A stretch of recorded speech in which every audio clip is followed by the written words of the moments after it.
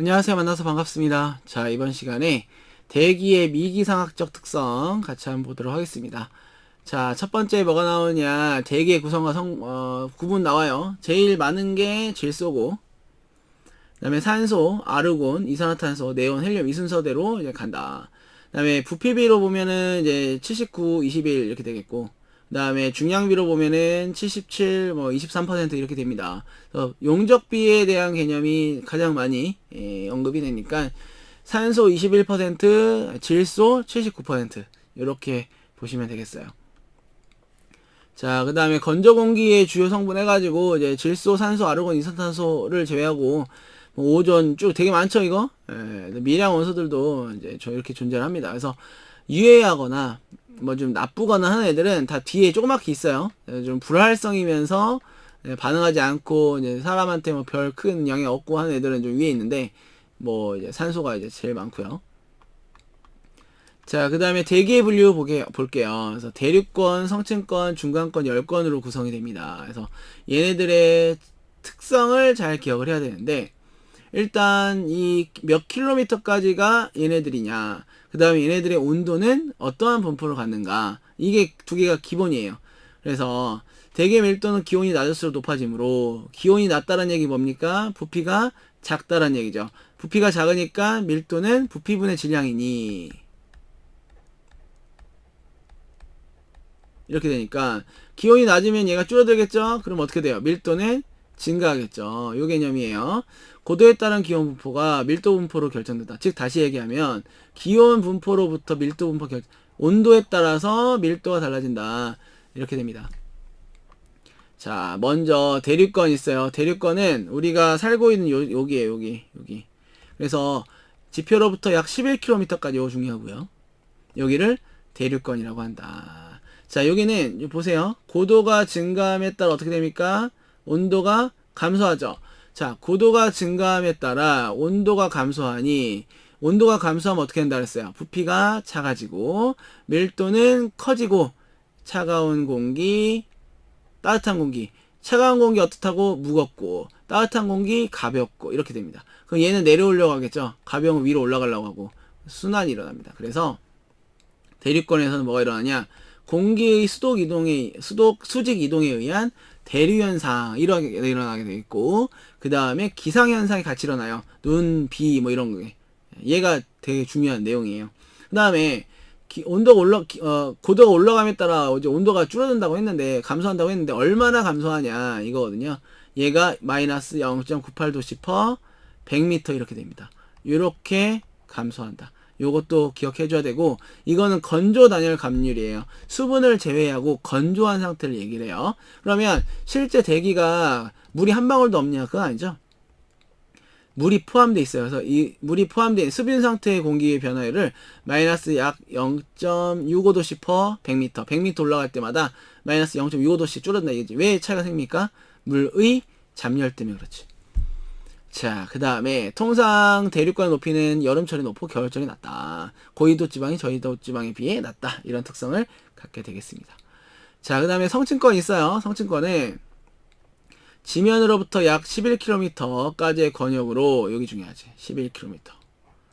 고도가 높아짐에 따라 기온이 올라가 공기의 상승이나 하강 등의 수직이동이 없는 안정된 권역이다. 이렇게 돼요. 20에서 30km에 뭐가 있어요? 오존층이 존재해요. 오존층에서 뭐합니까? 자외선을 흡수하지. 그렇죠? 근데 얘가 지금 구멍이 뚫리니까 문제인 거죠. 자, 그 다음에 오존층의 고도 분포는 지상으로부터 약 25km 부근 성층권, 10ppm 가장 많은데, 이게 두께를 돕슨으로 표현한다고 그랬죠? 100돕슨이 1mm예요. 요거. 자, 그 다음에 얘 뭐 한다고? 자외선을 차단합니다. 그 다음에 중간권 볼게요. 아, 온도. 자, 성층권에서는 고도가 증가함에 따라 전체적으로 어떻습니까? 온도가 증가하고 있어요. 이렇게. 고도가 증가함에 따라서 이렇게. 여기가 뭐예요? 차가운 공기, 여기가 따뜻한 공기예요. 차가운 공기는 무겁고 따뜻한 공기는 가볍다 그랬죠? 그래서 얘는 굉장히 안정된 층이에요. 그래서 뭐 대류 현상이 일어난다거나 기상 현상이 일어난다거나 하지 않습니다. 자, 그 다음에 중간권 볼게요. 자, 지면으로부터 50에서 80km. 그리고 고도가 높아짐에 따라 기온이 감소하긴 해요. 그런데 얘가 굉장히 높은 범위에서 이렇게 감소하거든요. 여기가 높아. 그래서 대륙권처럼 뚜렷한 대류 현상이 일어나거나 하진 않고, 그 다음에 뭐 기상 현상이 일어난다거나 하지도 않아요. 그리고 가장 낮은 온도를 여기가 갖고 있어요. 보시면은 여기죠. 중간권의 이 부분이 가장 낮은 그런 온도를 나타내겠고, 자, 그 다음에 유성이 뭐 관측된다. 이런 얘기가 있겠습니다. 자, 그 다음 10건인데요. 80km 이상이다. 다시 온도가 이렇게 올라가죠. 오로라가 발견되고, 대륙권과 비교했을 때 10건의 분자 운동에 매우 운동수도 매우 빠르고 공기의 평균 작용은 길다. 이런 내용도 있어요. 자, 중요한 거 여러분들 요거 내가 그릴 수 있어야 돼요. 그림을 그리라는 게 아니라 이 온도의 그래프 있죠? 요거를 그릴 수 있어야 합니다. 이렇게 갔다 이렇게 갔다 이렇게 갔다가 다시 이렇게 간다. 자, 다음 대기의 안정도입니다. 제가 위에서 뭘 얘기했냐, 대기의 안정도 해가지고 그러니까 온도가 높으면 따뜻하면, 그쵸? 그러면은 가벼워요. 그럼 위로 올라가야 돼. 그 위에 올라가 있으면 돼요. 차가운 공기 무겁다 그랬어. 내려와야 돼. 그 위에가 따뜻하고 밑에가 차갑다. 그러면 대기가 안정적인 겁니다. 그러면 어떻게 돼요? 흐름이 없어. 그쵸? 대류 현상이 일어나지 않습니다. 그래서 안정적인 대기층을 갖는다. 그 내용을 여기서 할 거예요. 자, 먼저 대기 안정도에서 그 건조 단열 감률 나오죠? 요게 마이너스 0.98도씨/per 100m 이렇게 표현할 수가 있고, 수분 단열 감률도 있어요. 마이너스 0.5에서 6 정도 된대요. 물이 있을 때야. 그러면 환경 감률은 뭐냐? 실제의 감률이에요. 실제로 어떻게 생겼냐? 이거는 이제 요거에 가깝겠지. 왜 그래요? 공기 중에 수분이 있을 거니까. 하지만 공기 중에 수분에 따라서 좀 차이는 있겠죠. 완전 건조하진 않을 거니까. 그래서 이걸 어떻게 하냐? 뭐 이런 거 가지고 라디오 존대 해가지고 이제 풍선 띄어가지고 올려 보내는 겁니다. 그러면서 이제 기상을 측정하는 거죠. 자, 그 다음에 대기 안정도와 오염부하 이렇게 되어 있는데, 자, 대기 안정도 오염부하에서 이 기온 역전이 형성됐다 하면 뭐예요? 안정된 대기층이구나. 우리가 이렇게 이야기할 수 있어요. 자, 안정된 대기는 오염물질 확산이 잘 이루어지지 않아. 오염부하가 가중된다. 확산이 안 일어나니까 위에는 따뜻한 거 밑에는 차가운 거 하니까 안정된 층인데, 얘가 이게 확산이 안 일어나는 거야. 그러니까 뭐 쌓이겠죠. 상층의 공기가 차갑고 하층의 공기가 따뜻해요. 수직 운동이 활발하게 되면 다시 자리를 바꾼 거죠. 차가운 게 위에 있고 따뜻한 게 밑에 있으면 이 대류가 활발해집니다. 그러면서 불안정한 상태가 되겠고, 이때는 오염물질이 확산이 되면서 지표의 오염 부하는 덜 받게 돼요. 그럼 우리한테 좋은 건 뭐겠습니까? 얘지, 얘.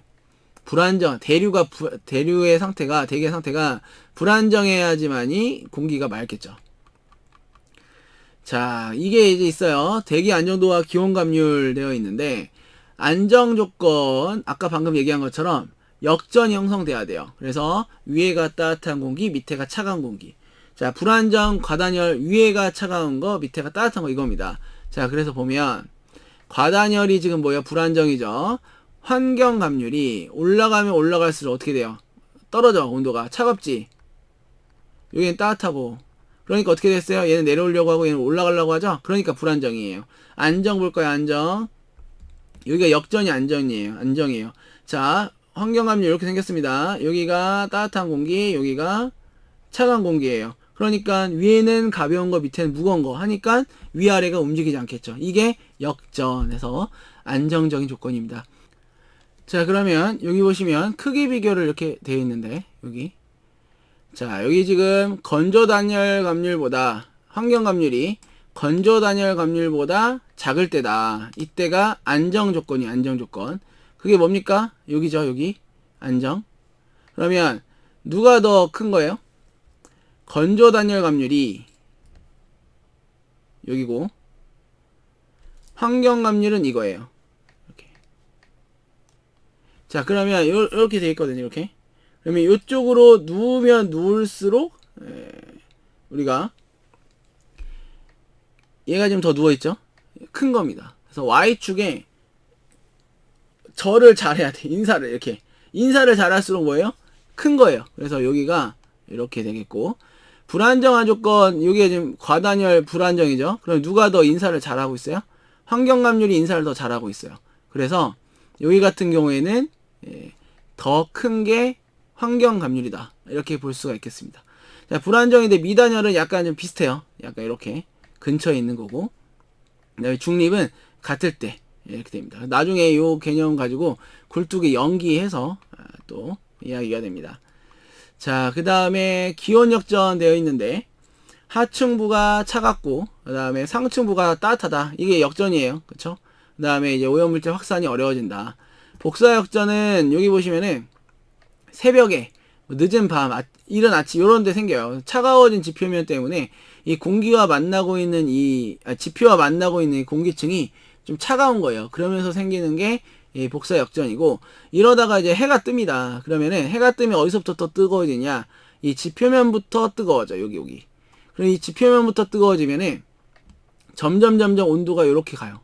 이 역전층이 아직 덜 해소가 돼. 여기는 요런 상태가 바로 뭐냐면은 침강 역전 이렇게 얘기합니다. 그러다가 해가 이제 완전히 떠가지고 이제 땡쌍해졌다. 그러면은 역전이 완전히 해소가 되면서 이 층이 없어지겠죠. 그 다음에 복사 역전, 침강 역전 그렇게 되겠고, 그 다음에 LA 스모그, 런던 스모그 각각의 특징이었습니다. 이류 역전과 전선 역전이 있는데, 이류 역전 같은 경우에는 지표 역전의 하나의 종류이고, 따뜻한 공기가 차가운 지표면이나 수면위를 지날 때 형성되는 그런 역전이 됩니다. 그래서 전선 역전은 또 따뜻한 기단이 차가운 기단 위를 통과하면서 발생한다. 이런 특징들이 있게 되겠습니다. 자, 그래서 여기 그 기온의 어떤 그 분포, 여기 보면은 이런 내용 있죠. 요 환경 단열 감률과 그 다음에 뭐 건조 단열 감률 요 내용을 보고 이제 지금 상태가 어떠냐 이런 내용을 좀 잘 확인을 했으면 좋겠어요. 자, 이번 시간 여기까지 해서 마치도록 하고요. 다음 시간 이어서 또 내용 보도록 하겠습니다. 감사합니다.